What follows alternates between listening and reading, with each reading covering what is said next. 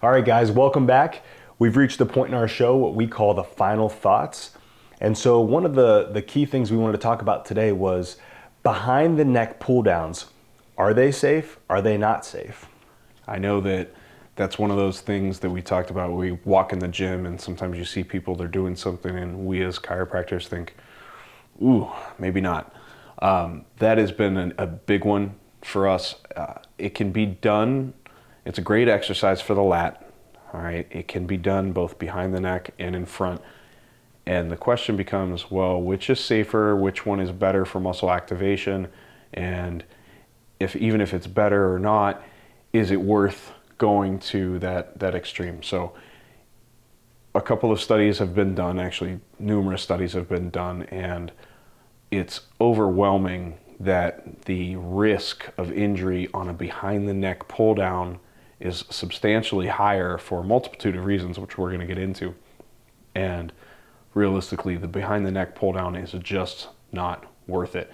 And I think what people are feeling when they're doing the behind the neck pull down is they're feeling like they're contracting more with their back, so they might think that they're getting a benefit. But in reality, what is happening is this. Number one, you're in a neck flexion, okay? As a chiropractor, that's killing me here. We have that full neck flexion. Most people don't have enough flexibility in their shoulders to lean forward, have their arms here, and be able to come back behind their back without flexing the neck. So what ends up happening is they flex the neck.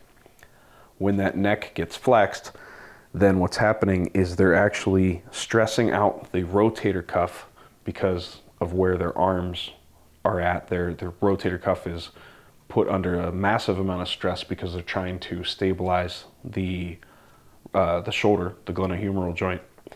And additionally, when they're doing that and that neck's in flexion, they're losing some of the mobility in the shoulder to begin with. So I know that if I were even upright, if my neck is back and in a neutral position, I have a much greater range of motion with my shoulder versus when my neck is in flexion and I try to go to that same area. I can't go as far back. So if I force it into that position, I'm requiring more of my rotator cuff muscles, especially the tendons on that. Mm-hmm. They have talked about one of the disadvantages of doing it to the front is you may feel like you get a little bit more of anterior pec, and the cure to that is going to be just making sure that your elbows are equal with your body and your chin is just retracted. We're not trying to bring the elbows too far in front because then you will kind of crunch yourself down and pull down. So we really just want to be nice and wide and bring it right down to just below the chin, top of the pecs max, and you're going to get the maximal activation of the lat, and that has been studied via EMG, and you're going to be much, much safer for your neck. So if you're doing these things, we want to stop, and we're going to talk about a couple other alternatives. Yeah, sure. And personally, I've actually tore up my right shoulder pretty darn good. So whenever I do any type of barbell pressing overhead, it does not feel as good as when I take a dumbbell and press that independently with my right and left arm. So there are some machines that are a lat pull down, but they're independent on basically what would be like a cable handle. Mm-hmm. So you can pull down in that same plane, but you can customize that range of motion per what that left or right shoulder needs. And I'll tell you what, I have zero pain when I do that. And sometimes you can even turn the hands in and out, and that can customize it for the elbow, for the wrist. It just feels good all over. So look around the gym and find, maybe independent type movements that you can do. And then in between sets, maybe just hold something overhead. So like the antagonist muscle group. So if you're pulling down for your main set, maybe go grab a dumbbell and just hold overhead to kind of reset that positioning from the mind muscle. We're always talking about, getting that posture to the optimal position and holding that whenever we are training. Like Craig was mentioning, you don't want to be crunched down with the neck and trying to pull behind your head, because all that's doing is really just cheating the range of motion. If you don't have that range of motion to do a behind the neck pull down, and you're just flexing the neck forward, that's going to make all kinds of issues happening on the brachial plexus, maybe going down the arms, having numbness, tingling post-workout, waking up in the morning with numb hands. You don't want to train in that forward flex position. You want to try to get everything neutral.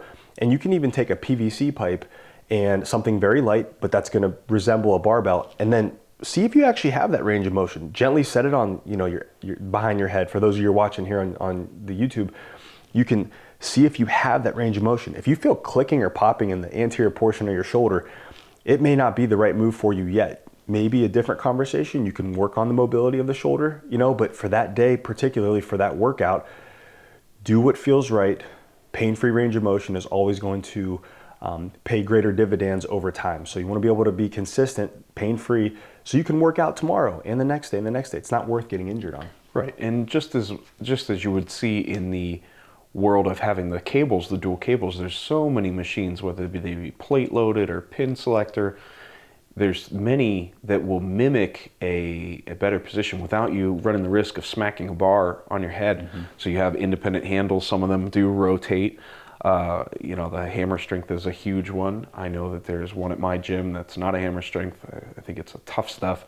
And it's got a really nice arcing range, so you can kind of run through a very natural range of motion. And those handles will pivot, and they'll pivot any direction I want. So if I wanted to have my palms facing in, I can do that. If I want to have my palms facing back, that'll get a little bit more bicep activation. However I want to do it, there's almost always a machine there for you.